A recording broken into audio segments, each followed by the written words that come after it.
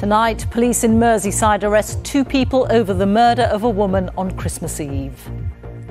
26-year-old Ellie Edwards was at the pub with her sister and friends when she was shot in the head. You know, this pub, it's a nice pub. You know, you never hear of any trouble. I've got a 21-year-old son and, you know, it's devastating, to be honest. We'll bring you all the latest, also on the programme. At least 50 people are now known to have died as the severe Arctic freeze continues across the US and Canada.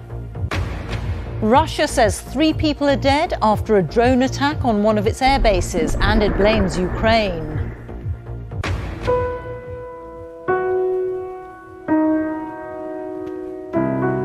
And we hear the story of the Ukrainian teenager in safe exile in the UK, but longing for home.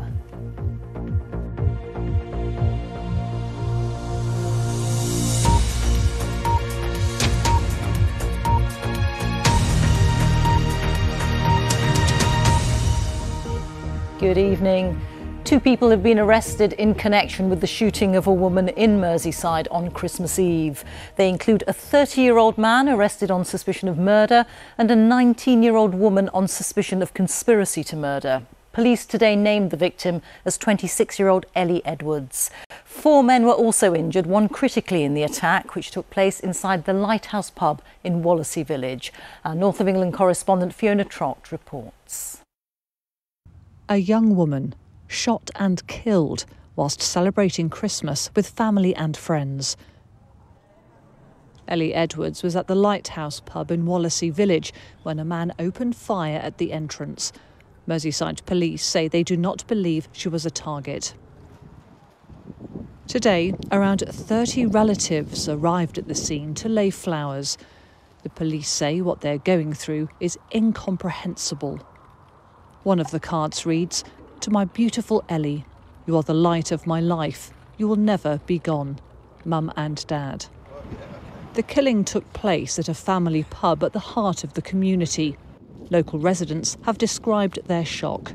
Things like this don't really happen on the Wirral, so I think everyone's shocked. You don't expect it on your own doorstep. You know, this pub, it's a nice pub. You know, you never hear of any trouble. I've got a 21-year-old son and, you know, it's devastating, to be honest. Forensic teams have been searching the area throughout the day. And then tonight, police activity across the city. This was 2 addresses in the Tranmere area. It was around this time 2 nights ago that Ellie Edwards was killed. 4 men were also injured in the shooting. One of them is in a critical condition in hospital. People here tell us none of this seems real, but there's one family on Merseyside tonight who are struggling to comprehend this even more, and that's the family of Ellie Edwards, a beautician whose life and career was stopped by what police are describing as a cold-blooded shooting. Fiona Trott, BBC News, Wallasey Village. At least 50 people are now known to have died due to the severe Arctic freeze that continues to affect the US and Canada. One of the worst hit areas is the city of Buffalo in New York State, where the governor called the storm an epic once-in-a-lifetime event and said that President Biden had offered the full force of the federal government to help support them. Emily Unia has the latest. The Arctic storm pummeling the US and Canada caused Christmas chaos for millions. Thousands of flights were cancelled and roads and railways were closed or impassable, preventing people from reaching friends and family. Emergency services battled treacherous conditions to carry out rescues. Fatalities have been confirmed across the US. One of the worst hit areas was New York State, especially in Buffalo and Hamburg in Erie County. Snow-blanketed streets and driving was banned. More than 24 people are now known to have died in the Greater Buffalo region. Anyone who declares victory and says it's over, it is way too early to say this is at its completion of, maybe the severity is downplaying now, and right now it's not as bad as it had been over the last couple of days, but it is still a dangerous situation to be out. Rolling blackouts left more than 1.5 million people without power on Christmas Day. Connections are now steadily being restored. In South Florida, iguanas froze and fell from trees. They won't get moving again until temperatures rise and they can thaw out. Much further north, stunning ice formations appeared on Lake Michigan. And although the storm is starting to ease, freezing conditions are still expected for some time to come. Emily Junior, BBC News. A Russian airbase has come under attack for the second time in less than a month. The Defence Ministry in Moscow said it was targeted by a Ukrainian drone, which killed 3 of its servicemen. Ukraine hasn't officially admitted to the attack, but a spokesman said it was the result of what Russia was doing on Ukrainian soil. The Engels base is host to long-range Russian strategic bombers, the type of which have launched many missile attacks on Ukraine. It's in the Saratov region, which is 300 miles south of Moscow, from where our Russia editor Steve Rosenberg sent this report. Caught on CCTV. An explosion at a Russian airbase. Russia says it shot down a Ukrainian drone, but that 3 Russian soldiers were killed. Engels Air Base is deep inside Russian territory, hundreds of miles from the Ukrainian border. The base hosts long-range bombers, which are believed to have launched missile attacks against Ukraine. State TV reacted to the news with a familiar warning to Kiev. Russia, she says, would exact revenge by carrying out more strikes on Ukrainian infrastructure. Russia can rattle those sabres and flex its muscles, but it doesn't change the fact that what happened at Engels Air Base is embarrassing for the Kremlin. For the second time in less than a month, what is an important military installation has come under attack. Quite a contrast to the image of military might that President Putin's been portraying in recent days. The Kremlin leader has promised his generals all the resources they need for the war in Ukraine. He's determined to secure something he can present as a Russian victory. Putin is not going to back off, and nobody else is going to give him a reason to back off. And therefore, he's going to take steps necessary for him to win, whatever that victory may mean for him. But 10 months after Russia invaded Ukraine, there is no sign of that victory. Instead, the war the Kremlin started is moving closer to home. Steve Rosenberg, BBC News, Moscow. Let's take a look now at some of the other stories making the news today.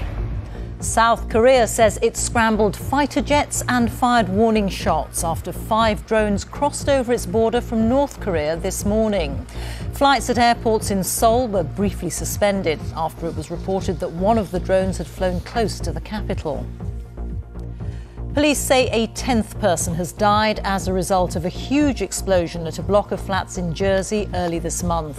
Kathleen McGuinness, who was 73, lived next door to the building in St Helier, which was destroyed in the blast. King Charles's first Christmas message attracted the highest viewing figures this century for the monarch's traditional festive address. More channels than ever carried the 3 p.m. speech, and there was a combined audience of 10.7 million. The number of people visiting the shops for Boxing Day sales is up on last year, but it still hasn't returned to pre-pandemic levels. Figures for today already show that so-called footfall is still 30% down compared to 2019. Although there are the usual discounts on the high street, households are of course now being squeezed by the high cost of living, as Katie Austin reports. Oxford Street in central London filled up as the day went on, as shoppers hunted for bargains. You come out for the sales? Yeah, I always come out. It's my birthday today, and I don't think it's as busy as it used to be. It used to be a lot busier before. People had a lot more bags before. So. Shops are starting giving sales maybe a bit earlier than usual. That's what we've heard, but there are still quite a few discounts. So what have you found? Anything good? Just socks so far. A company that tracks how many people are out at shopping destinations says compared to last year, when COVID badly affected trading, it's an optimistic picture. Numbers are up. However, footfall hasn't recovered to what it was before the pandemic. It's 30% lower than it was on a Boxing Day 2019. So it is significantly lower, but we mustn't forget that there is a train strike. Then there's also attached, obviously, to the cost of living crisis. People are a little bit more cautious. These days, not all retailers open on Boxing Day. Some started their sales well before Christmas, and more customers choose to buy online. But for this big shopping centre in Liverpool, it's still a crucial week. It's very important for retailers and ourselves. Boxing Day gives the retailers the chance to clear some of that stock that they perhaps didn't sell before Christmas. Boxing Day is actually one of the quieter days of the week. It builds up throughout this week into some quite extraordinary numbers. Cost of living pressures are expected to put a dampener on spending, but the manager of this store is optimistic. I think people are now looking into what they're buying a lot more than they used to be, but we are still trading quite well as a lot of retailers. You look around the high street and you still see a large amount of people around spending money as well. After a tricky year, retailers hope the big discounts can draw in much-needed customers. Katie Austin, BBC News. The Premier League returned to action today after a 6-week gap for the World Cup. Match of the Day follows this programme, so as ever, if you don't want to know the scores, please look away now. Arsenal are 7 points clear at the top after coming from behind to beat West Ham 3-1. Meanwhile, Newcastle United moved up to second in the table with a 3-0 win over Leicester City. And there were also wins for Liverpool, Brighton, Wolves and Fulham. The traditional Boxing Day horse race, the King George VI Chase, has been won by Bravemansgame. The horse, ridden by jockey Harry Cobden, was eventually left with a clear run to the line at Kempton Park. The victory marked trainer Paul Nicholls' 13th win in the race. The England captain Ben Stokes has told the BBC that he wants to reinvent the way that Test cricket is played in this country.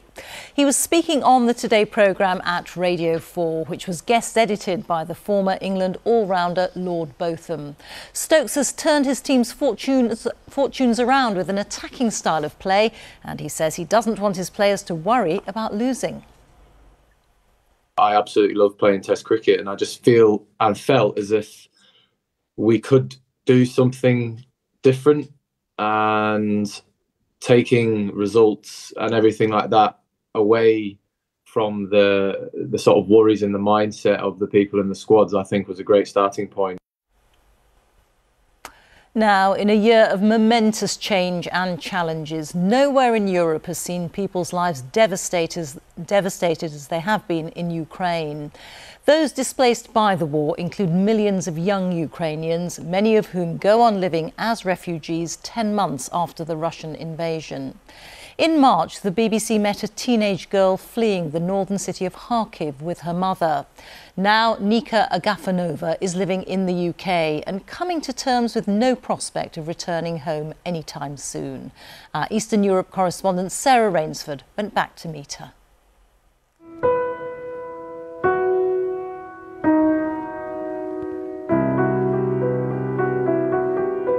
Nobody here understands what I experience. I hope we never will understand what I experienced. When Russia invaded her country, Nika played piano to drown out the sound of the explosions. I was hearing bombs. It was quite loud. Yeah, unfortunately, Kharkiv is one of the most attacked cities in Ukraine. We first met as her family were fleeing Kharkiv. Nika was leaving her city and friends behind to become a refugee. Oh, it may be Misha. She's now at school in England, and we went to see how she's doing. I needed time to understand that now I'm in a safe place. I don't have air alarms every hour, and I don't need to think about what if next second bomb is going to be near me. The bombing of Kharkiv was intense for months.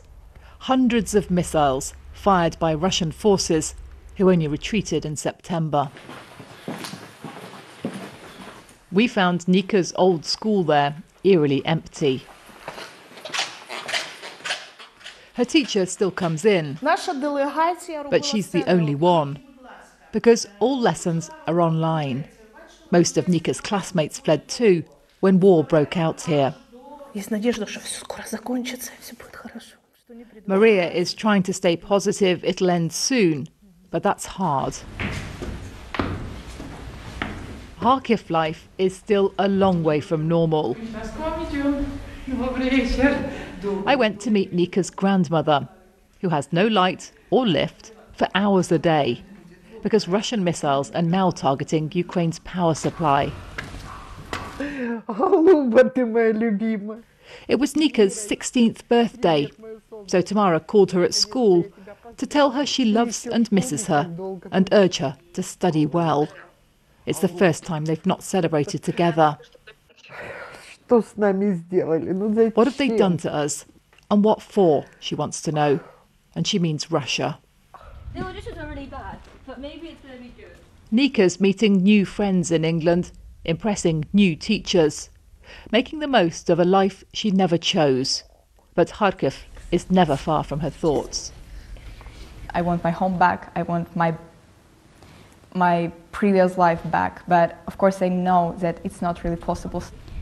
I would like peace and calmness in Ukraine, and I would like people to stop dying. Sarah Rainsford, BBC News. Let's take a look at the weather now. Here's Ben Rich. Ben. Hi Rita, thank you. Good evening. It has been a rather chilly Boxing Day, cold after a Christmas day that was mild for most of us. In fact, today has been cold enough for snow in some parts of the UK, particularly in Scotland, and those snow showers have continued into the evening. That was the scene a little earlier on for a weather watcher in Aberdeenshire. The radar picture shows the showers falling as rain, sleet and snow, and even as those showers ease off into the night, it's going to be cold enough for some icy stretches on untreated surfaces across parts of Scotland and northern England. But out towards the west, a band of rain starts to spread its way in, and with that some milder air. So if you're waking up tomorrow morning around 8 o'clock, 9 degrees in Plymouth, still -1 in Aberdeen. And as this wet weather runs into that colder air, it could briefly give a spell of snow over the highest ground in northern England, say the North Pennines, the Cumbrian Fells, the southern uplands as well.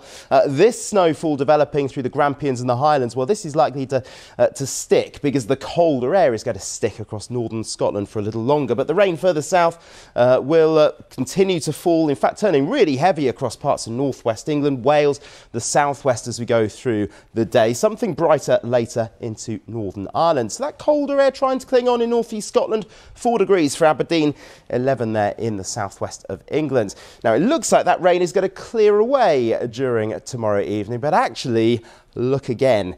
Instead, it bends back into this next frontal system, and that is Wednesday's weather maker. Another dose of heavy rain, and this will be rain because the air will be milder. The rain really piling up, actually, particularly over hills in the west of the UK as we go through this week, so that could cause 1 or 2 issues. It's going to be windy on Wednesday as well, but mild, a little bit chilly in the north of Scotland, but generally speaking 9 for Belfast, 13 for London. Now, Thursday, a sunshine and showers day, and then for Friday, well, here comes another rain-bearing weather system, and this area of low pressure could potentially be quite a deep affair, so that could bring some really quite strong winds. We'll keep an eye on that one for you. And then for the end of the year, and indeed the start of the next one, it stays relatively mild. There'll be some rain at times.